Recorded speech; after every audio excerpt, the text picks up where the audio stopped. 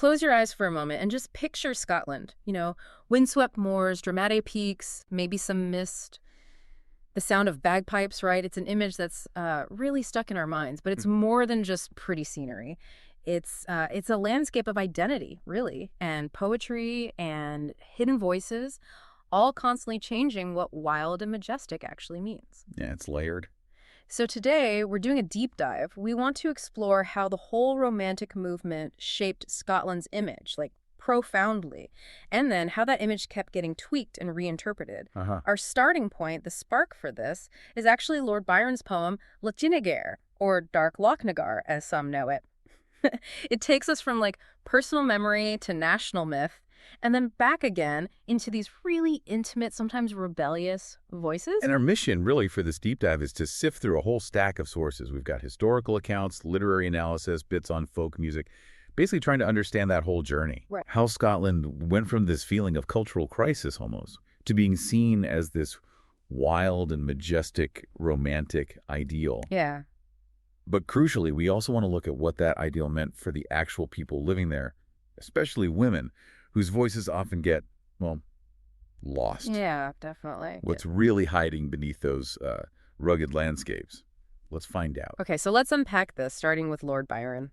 Lots of people think of him as, the English Romantic poet. Like the classic image. But actually, he had deep Scottish roots. He was half Scots, spent his early childhood up in Aberdeen.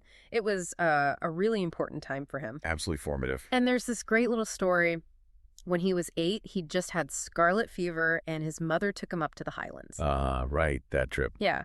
And apparently just seeing that raw landscape, the mountains, it just hit him really hard, profoundly affected him. And it's out of those childhood memories, specifically of Lochnagar, that big peak in the Grampians, that his poem Lachin Igar came about in 1807. And here's where it gets, I think, really fascinating.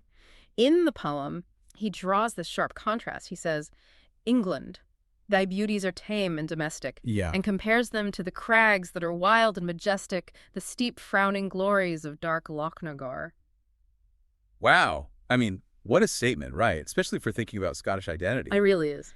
But how did one guy's memory of a mountain, become so important for a whole nation, especially one sort of figuring itself out? Well, that's the thing. Byron's poem, it wasn't just him feeling nostalgic. It tapped into these huge romantic themes. Childhood, yes, but also ancestry. His Jacobite Gordon family history. Ah, right. The Jacobite connection. Exactly. And this deep feeling for a place. There's that German word, Sehnsucht.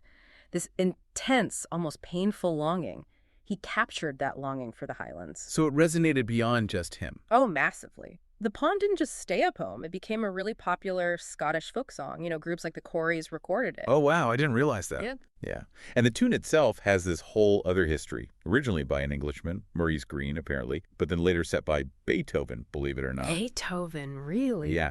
So that just shows you the cultural reach it had. It was way more than just Byron's personal feelings. Okay, so Byron kind of sets a mood, this romantic longing. What did that mean for Scotland itself as a nation? How did it find ways to express itself after all the conflict? Well, you've got to step back a bit. Okay. Think about the time after Culloden, 1746, the Jacobite defeat. It was a disaster for Highland culture. Right, the Highland culture in crisis. Exactly.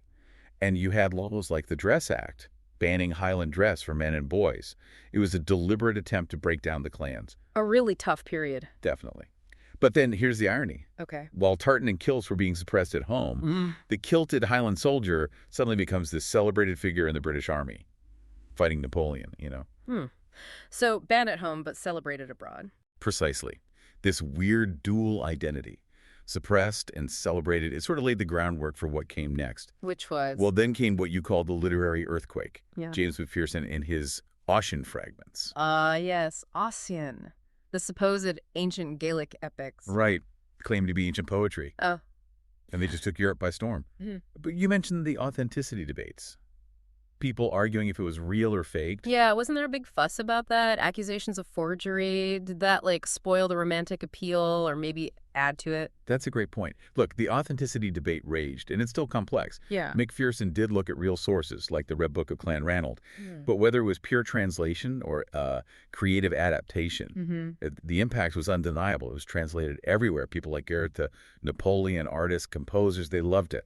Robert Burns was inspired. Wow. And maybe the controversy did add to the mystique, painting Scotland as this land of ancient, maybe slightly mysterious, super romantic sagas. It was definitely an early landmark for European romanticism. Yeah. Put Scotland on the map for artists, early tourists. Made it a place people had to see. So this romantic idea starts building, and then people try to, codify it, preserve it? Sort of, yeah. You get groups like the Highland Society of London started in 1778. Right. And they did concrete things. They successfully pushed to get the Dress Act repealed.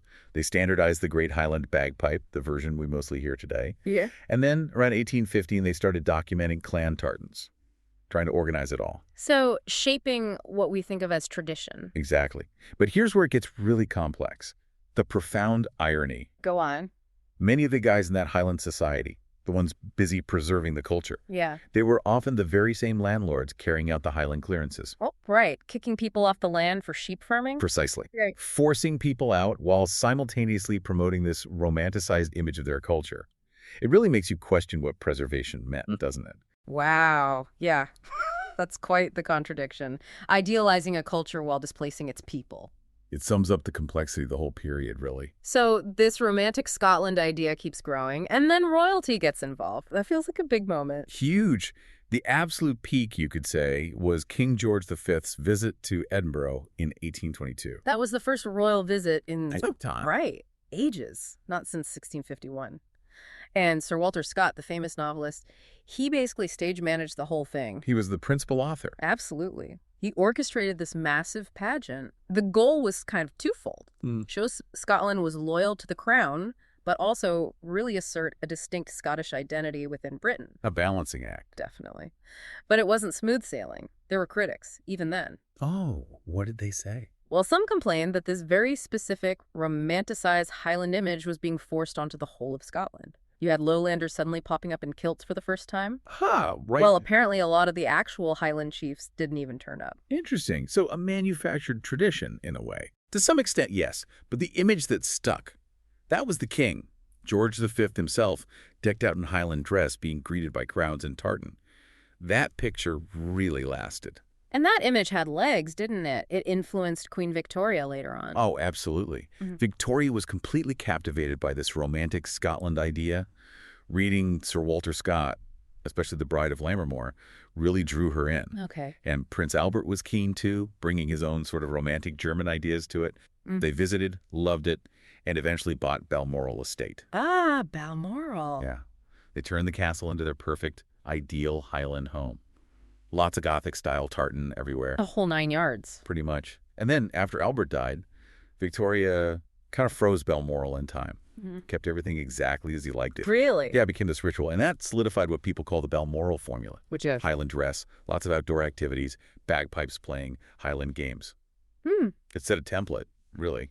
It massively influenced popular ideas about Scottish traditions, boosted tourism, and kind of locked in that particular Highland image for a long time. So while you have these big narratives, kings, poets, royal visits shaping the external image, something else was happening internally, right?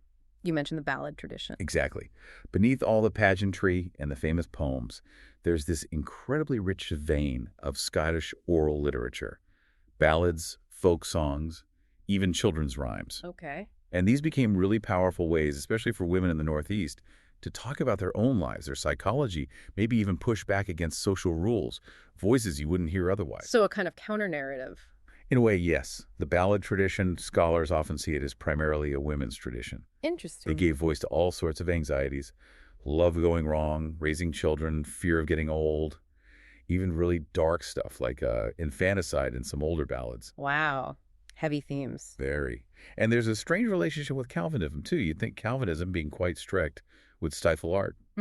That's the usual idea. But paradoxically, maybe the very pressure of it became a source of inspiration, fueled these revolutionary female voices, allowing them to express defiance through their songs and stories. And this tradition didn't just die out. Later, writers picked it up. Absolutely. That's what's so fascinating. You see 20th century novelists like Elspeth Barker and Jessie Kesson taking these old forms, these fragments of ballads and rhymes, and weaving them into their novels. How did they do that? Well, take Elspeth Barker's novel, O Caledonia. The main character, Janet, is fighting this internal battle against her strict Calvinist upbringing.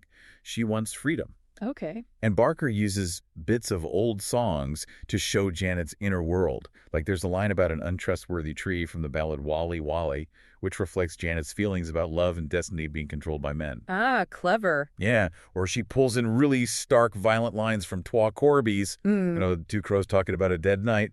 It hints at Janet's own internal rage. Yeah. Even a playground rhyme, chewing gum sent me to my grave, becomes this dark, sarcastic little moment of defiance for her. So the fragments become psychological symbols. Exactly. She identifies with mermaids, feeling alienated, even with dark figures from Scottish folklore, like Sawney Bean, the cannibal. Oh. It shows this deep desire, not just for freedom, but maybe even to destroy her own perceived limitations as a woman and be reborn. It's really powerful stuff. Okay. And Jessie Kesson. The White Bird passes. Right. So Kesson's protagonist is Janie. She's an illegitimate kid in an orphanage in Elgin back in 1926. She escapes her grim reality through her imagination. And Kesson uses folk songs and rhymes to show Janie's sharp understanding of things like gender roles and class differences. Oh, so? Well, her mother comforts her about leaving home by quoting Byron's dark lochs, "Oh, for the crags that are wild and majestic," connecting Janie to that idea of untamed nature, a rebellious spirit. Bringing Byron back in. Full circle. Yeah. And Janie herself uses bits of rhymes like peas bros, they feed us all like blackbirds, to make fun of the orphanage food and how they treat the kids like they're all the same. A bit of satire. Yeah, exactly. She uses fragments from songs like The Wee Cooper o' Fife or Burns' My Love, She's But a Lassie Yet to express her own disobedient spirit, pushing against what girls were expected to be. So, using the tradition to find her own voice. Precisely. Both Barker and Kesson use these inherited fragments, these echoes of older voices, not just as decoration, but to really get inside their characters' heads, to show their psychological depths, their contradictions. It's a way of reclaiming and reinterpreting specifically female topics within Scottish culture, using the power of that old oral tradition. That's fascinating. So we've gone on quite a journey today. From Byron's personal connection to Lochnagar that kind of kick-started a certain romantic view, all the way to the big royal spectacles that sort of cemented an official image of Scotland with tartan and Highland games. Right, the Balmoral formula. Yeah. And then diving deeper into how these older ballad and rhyme traditions were kept alive and reshaped, especially by women writers, to explore struggles, defiance, and really complex inner lives. And what it really shows us, I think, is that there isn't one single fixed romantic Scotland. It's not just a static picture. Yeah. It's much more dynamic. It's multifaceted, constantly being argued over, shaped, challenged. That wild and majestic quality isn't just the landscape. It's in that spirit of constant recreation, constant retelling of the story. So maybe the takeaway for you listening is to think about the stories we tell ourselves, whether they come from grand poems or royal visits or maybe from quieter traditional songs. How do these stories keep defining and redefining who we think we are? What wild and majestic truth might be hiding in plain sight, waiting to be unpacked in the narratives that shape your own world? Perhaps the most powerful stories are the ones we're still figuring out how to tell.